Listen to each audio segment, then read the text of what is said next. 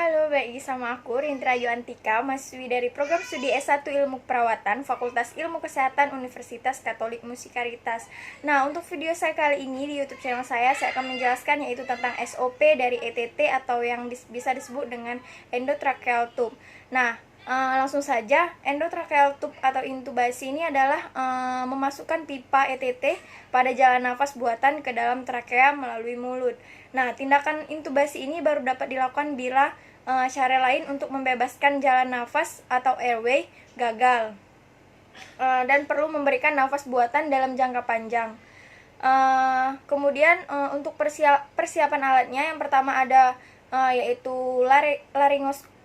laringoskop lengkap dengan handle dan blade-nya. Kemudian yang kedua ada pipa endotracheal atau yang bisa disebut dengan ETT dengan ukuran 7 sampai 7,5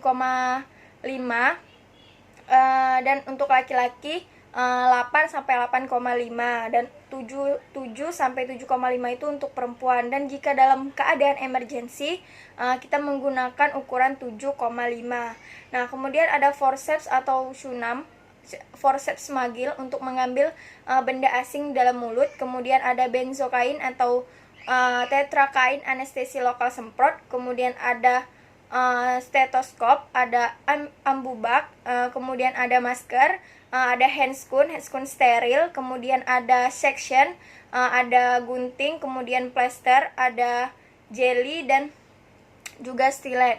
Nah, kemudian selanjutnya untuk prosedurnya, yang pertama terlebih dahulu kita harus memberitahukan kepada penderita ataupun keluarga mengenai prosedur tindakan yang akan dilakukan, apa indikasi dan juga komplikasinya. Kemudian dan mintalah persetujuan dari penderita ataupun keluarga berupa informed consent. Kemudian petugas yang ingin melakukan ETT atau intubasi itu yang pertama harus mencuci tangan, kemudian menggunakan sarung tangan dan juga masker. Kemudian jangan lupa juga untuk mengecek alat, apakah alat yang akan kita gunakan nanti sudah lengkap ataupun bisa berfungsi dengan semestinya dengan baik. Dan kemudian pilih juga ETT endotracheal itu ET yang sesuai ukuran. Nah, kemudian masukkan stilet ke dalam pipa ET, kemudian jangan sampai ada penonjolan keluar pada ujung balon. Nah, kemudian setelah itu kita membuat lengkungan pada pipa atau stilet dan cek fungsi balon dengan mengembangkan dengan udara sekitar 10 mili. Kemudian jika fungsi tersebut baik, kempeskan balon, kemudian beri pelumas pada ujung pipa ET sampai daerah cuff, yaitu dengan jelly. Nah, kemudian letakkan bantal kecil atau penyangga handuk setinggi 10 cm, berikan hiperekstensi di oksiput dan pertahankan kepala sedikit ekstensi. Nah, kemudian tetapi jika pasien mengalami resiko fraktur cervical bisa dapat disingkirkan. Kemudian bila perlu lakukan penghisapan lendir pada mulut dan faring dan berikan semprotan benzokain ataupun tetrakain jika pasien sadar atau tidak dalam keadaan anestesi dalam. Bahkan bisa memberikan tindakan itu jika banyak lendir di daerah itu pernafasan pasien. Kemudian lakukan hiperventilasi minimal 30 detik melalui bag masker dengan kemudian buka mulut dengan cara cross finger dan tangan kiri memegang laringoskop. Setelah itu masukkan bilah laringoskop tersebut dengan lembut menelusuri mulut sebelah kanan, kemudian sisihkan lidah ke kiri. Kemudian masukkan bilah sedikit demi sedikit sampai ke ujung laringoskop mencapai dasar lidah. Kemudian perhatikan juga agar lidah atau bibir tidak terjepit di antara bilah dan gigi pasien. Kemudian setelah itu kita angkat laringoskop tersebut ke atas dan ke depan dengan kemiringan 30 sampai 40 sejajar pegangan. Kemudian jangan sampai menggunakan gigi sebagai titik tumpunya. Nah, kemudian bila pita suara sudah terlihat, tahan tarikan atau posisi laryngoskop dengan menggunakan kekuatan siku dan pergelangan tangan. Setelah itu, kita langsung memasukkan pipa ET tersebut dari sebelah kanan mulut ke faring sampai bagian proksimal dari kaf ET.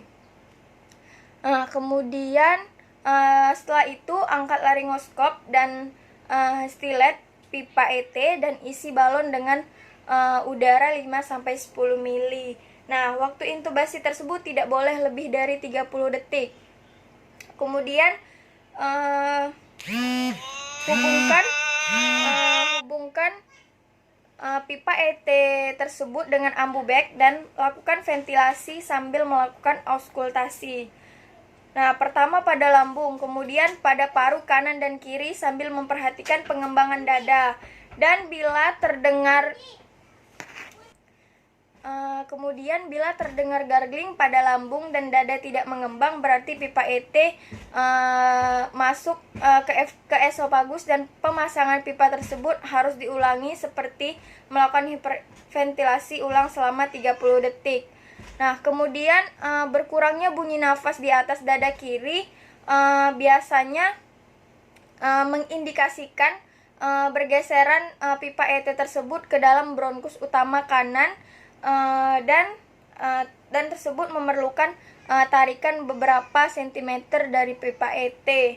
Kemudian setelah bunyi nafas optimal dicapai, kembangkan balon kaf dengan menggunakan speed 10 cc. Setelah itu lakukan fiksasi pipa dengan plester agar tidak terdorong atau tercabut. Kemudian kita pasang orofaring untuk mencegah pasien menggigit pipa ET jika pasien mulai sadar. Kemudian lakukan ventilasi terus dengan oksigen. Alirannya 10-12 liter per menit. Kemudian setelah itu, jika semuanya sudah selesai, setelah itu kita bisa mencuci tangan sesudah melakukan intubasi dan bereskan alat-alat yang kembali. Terima kasih. Nah, itulah untuk SOP dari endotracheal tube atau ETT atau intubasi yang dapat saya sampaikan. Jika menurut kalian dari video dan penjelasan saya tadi ada yang salah, kalian bisa menambahkan di kolom komentar. Dan jangan lupa untuk kalian untuk like, komen, dan subscribe video saya kali ini. Terima kasih.